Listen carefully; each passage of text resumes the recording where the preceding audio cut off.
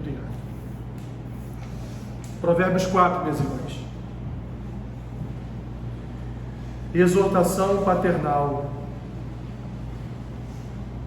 Diz assim: ouve, filhos, a instrução do Pai, e estai atentos para conhecerdes o entendimento, porque vos dou boa doutrina. Não deixeis o meu ensino. Quando eu era filho, em companhia de meu pai, tenro e único diante de minha mãe, então ele me ensinava e me dizia: retenha o teu coração as minhas palavras, guarda os meus mandamentos e vive. Adquire a sabedoria, adquire o entendimento, e não te esqueças das palavras da minha boca, nem delas te apartes. Não desampares a sabedoria, e ela te guardará. Ama, e ela te protegerá. O princípio da sabedoria é: adquire a sabedoria. Sim, com tudo que possuís, adquire o entendimento. Estima, e ela te exaltará.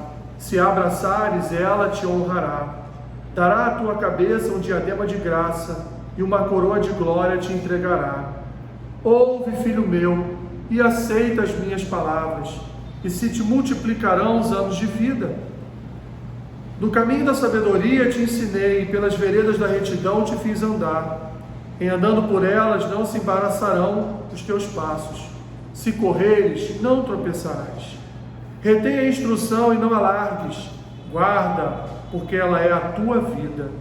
Não entres na vereda dos perversos, nem sigas pelo caminho dos maus. Evita-o, não passes por ele. Desvia-te dele e passa de largo. Pois não dormem, se não fizerem o mal. Foge deles o sono, se não fizerem tropeçar alguém.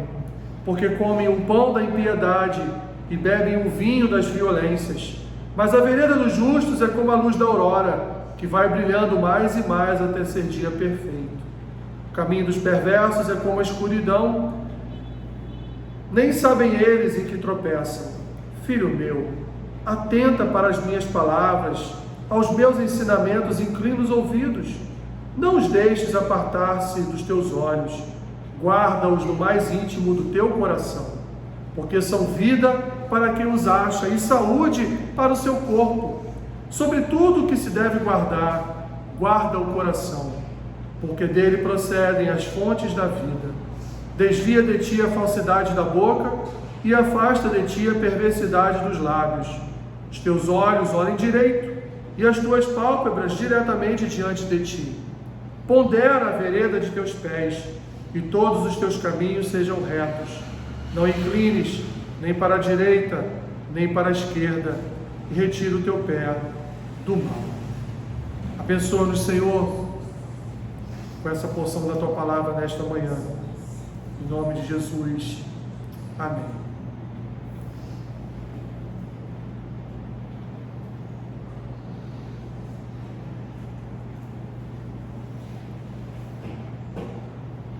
Como eu disse, minhas irmãs, na oração, essa palavra, ela fala muito a respeito do coração.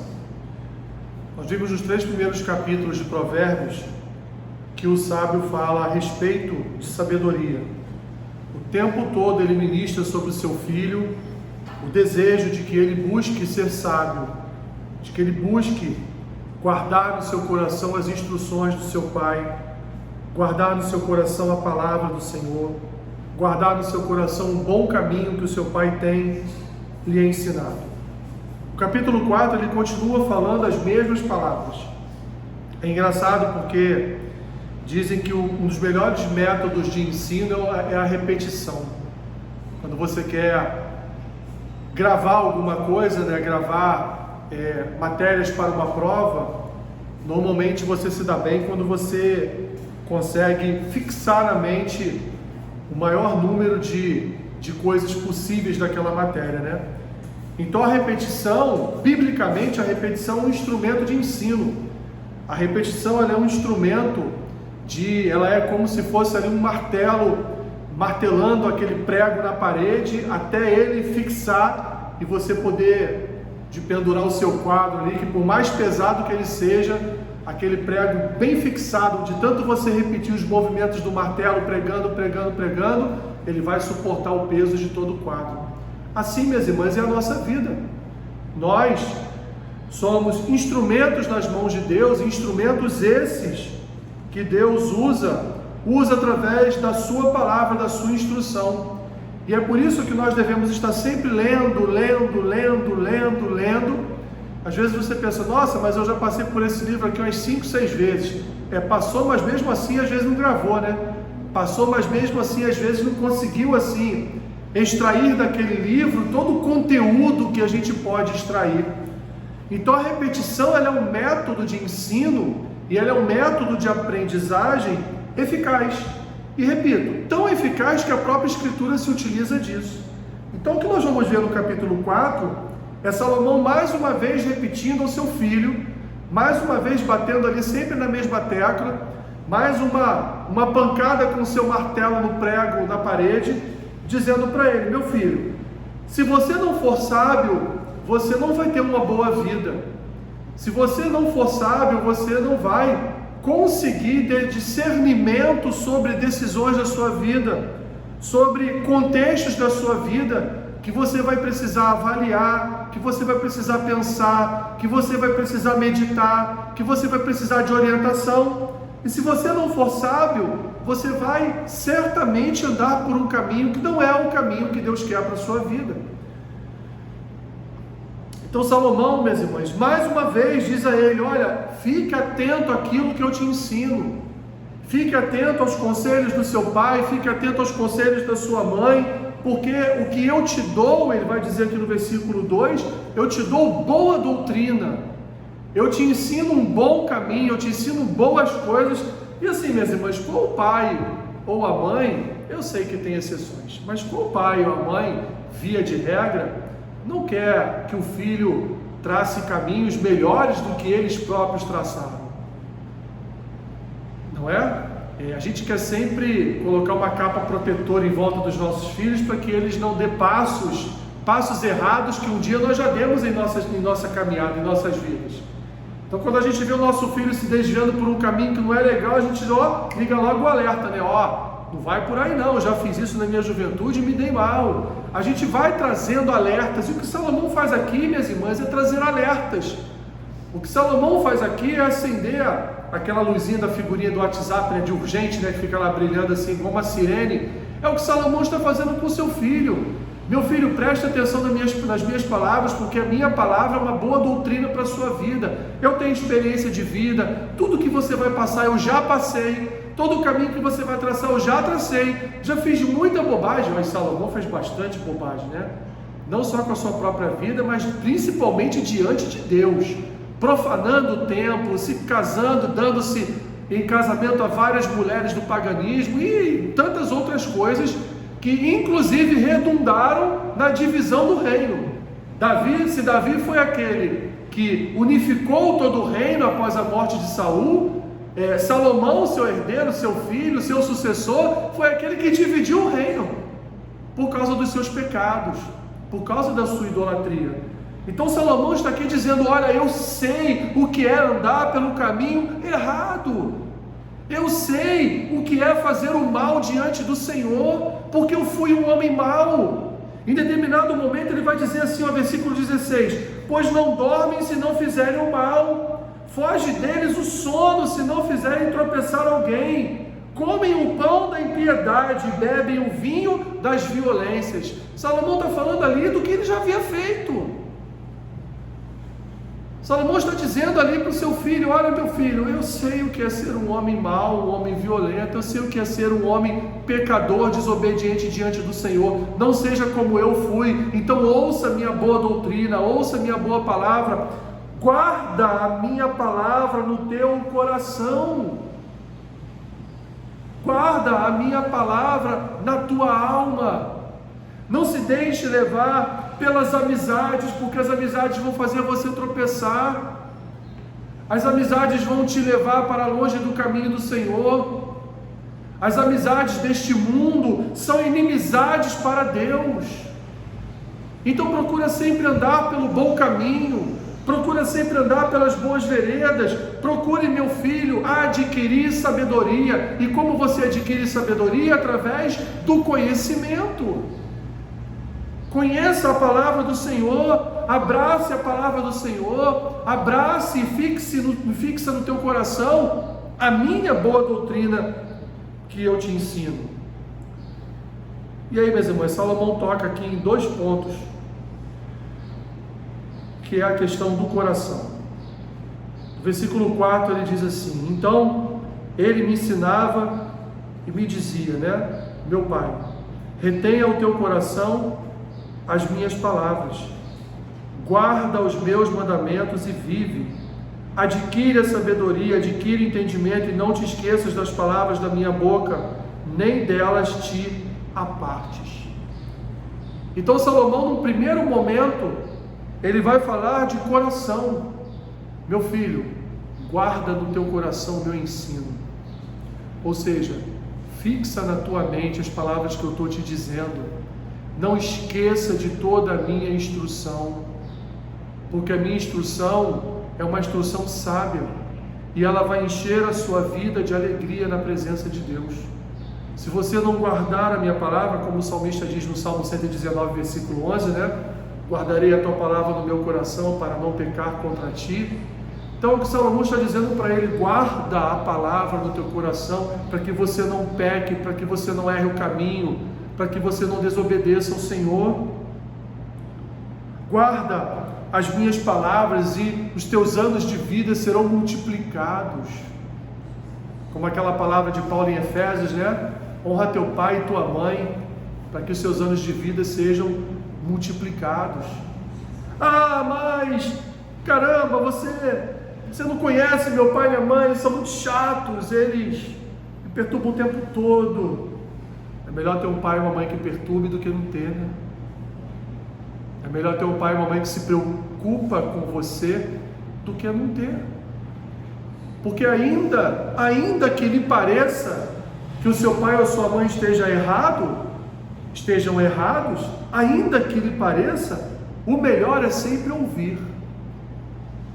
O melhor é sempre estar com o coração pronto para ouvir, Como a Escritura nos ensina, estejamos todos nós tardios em falar. A gente fala muito e ouve pouco. E a gente tem que ouvir mais e falar menos.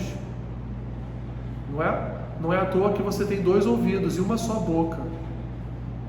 Senão você teria 2 bocas e um só ouvido. Imagina a cena, Você com o ouvido aqui e 2 bocas saindo aqui. Então, se nós temos 2 ouvidos, é porque Deus nos criou para ouvirmos mais. Nada é à toa. Nada é à toa. O próprio apóstolo Tiago vai nos dizer que a nossa língua, ela é fonte de coisas que podem matar outras vidas. É instrumento de mal. É instrumento de fazer o mal. Então, nós devemos guardar a nossa boca e ouvir mais. O tempo todo aqui, meus irmãos, se você perceber, o tempo todo Salomão vai dizer: ouve, aprende, guarda. São expressões que ele vai usar para que o seu ensino seja fixado na mente do seu filho. Ouça, guarde, aprenda, conheça, observe. E aí Salomão então vai já percorrendo todo esse caminho, falando de várias coisas a respeito de quem conhece a sabedoria, Versículo 20: filho meu, atenta para as minhas palavras, os meus ensinamentos, inclina os ouvidos, não deixes apartar-te os teus olhos, guarda-os mais íntimos do teu coração, porque são vida para os que acham e saúde para o seu corpo. E aí ele vai falar no 23, sobre tudo que se deve guardar, guarda o coração, porque dele procedem as fontes da vida. A Bíblia, meus irmãos, nos ensina que o coração do homem ele é enganoso. Quantas pessoas que nós conhecemos que estão perdidas, que conhecem as Escrituras, sabem no seu íntimo que elas estão perdidas, mas elas não guardaram o seu coração, elas não observaram as instruções das Escrituras, e estão hoje enganadas pela própria concupiscência do seu coração. Não querem nem ouvir a sua repreensão, porque quando você repreende, ou exorta, ou admoesta, elas sabem que no fundo você está certa. Então elas nem querem ouvir, porque elas querem continuar presas aos desejos malignos do seu próprio coração. Então o coração do homem, ele é enganoso, ele corre desesperadamente para fazer o que é mal. E o que pode, minhas irmãs, reter o nosso coração de fazer o mal? São as Escrituras. A sabedoria da palavra de Deus é a única fonte que pode reter a malignidade do nosso coração, que pode deter os desejos da nossa alma, as concupiscências da nossa carne. Observe que o apóstolo Paulo, ele vai dizer que ele trava uma luta constante entre o espírito e a carne e o espírito. Mas no final de tudo ele não vai dizer assim: ai, mas maravilha que eu fui vitorioso. Não, ele vai dizer: glórias a Deus em Cristo Jesus, porque é Ele que me concede a vitória. É Ele o responsável por transformar o meu coração.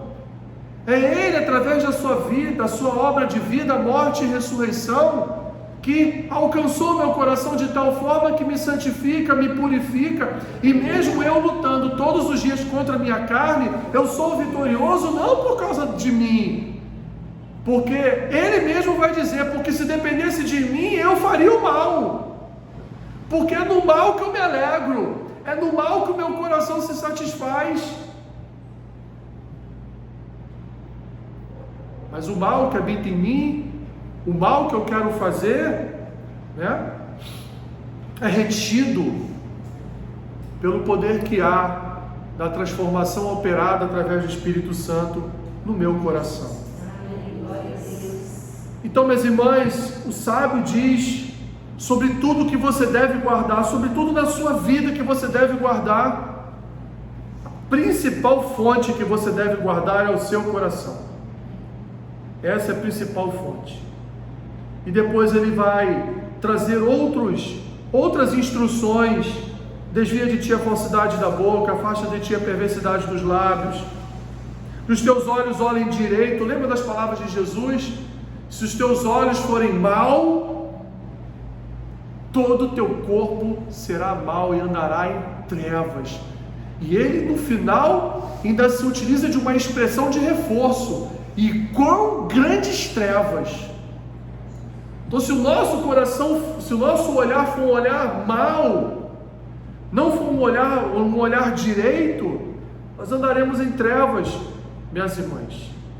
Ele diz: olha, pondera a vereda de teus pés, e todos os teus caminhos sejam retos.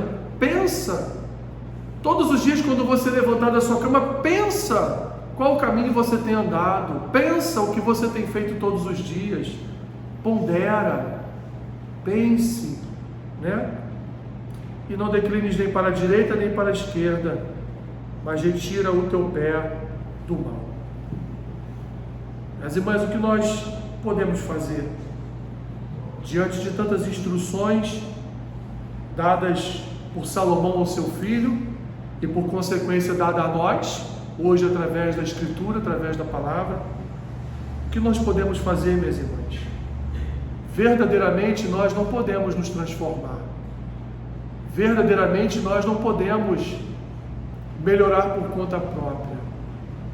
A única coisa que nós podemos fazer é recorrer àquele que é perfeito, é recorrer àquele que é santo, é recorrer àquele que é justo, é recorrer àquele que nos concedeu pela sua graça a oportunidade de termos um coração transformado.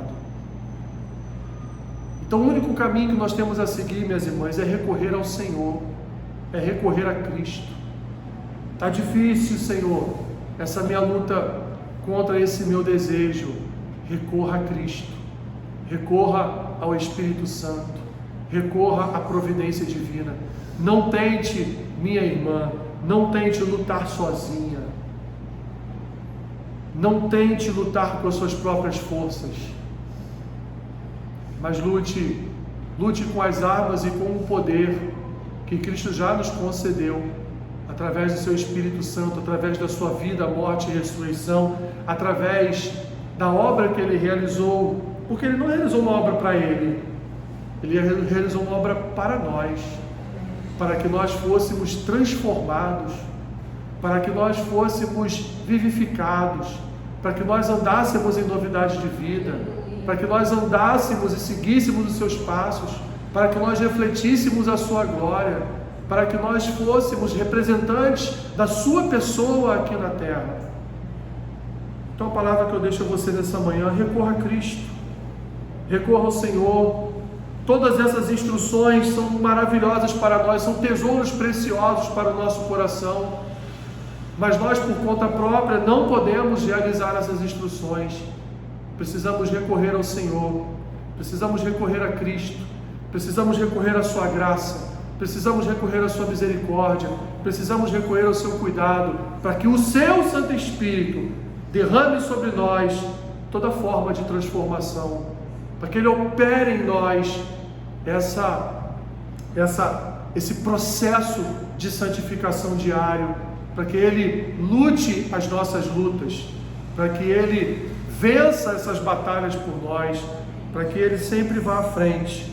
E nós estamos aqui, seguindo os seus passos e confiando, minhas irmãs, que a cada dia o Senhor nos dará vitória sobre o nosso próprio coração, que a cada dia o Senhor nos ajudará, através da sua palavra, a guardar o nosso coração, que a cada dia o Senhor estará cuidando das nossas almas, cuidando das nossas vidas, para nós não tropeçarmos em algum lugar, para nós não largarmos a instrução da sua palavra. Pai amado, Pai querido, obrigado, Senhor. Obrigado por sua palavra. Obrigado, Santo Deus, pela oportunidade de sermos ensinados por sua palavra. Que de fato ela alcance, Senhor, o nosso coração e venha mudar pensamentos, venha mudar palavras, venha mudar ações, venha nos ajudar, Senhor, a cada dia parecermos mais e mais com o Senhor. Ajuda-nos, ó Deus, na nossa caminhada de fé, de esperança e de amor. Abençoe cada uma das minhas irmãs. Abençoa-nos, Senhor, nesse momento de comunhão, que nos assentaremos à mesa com o Senhor.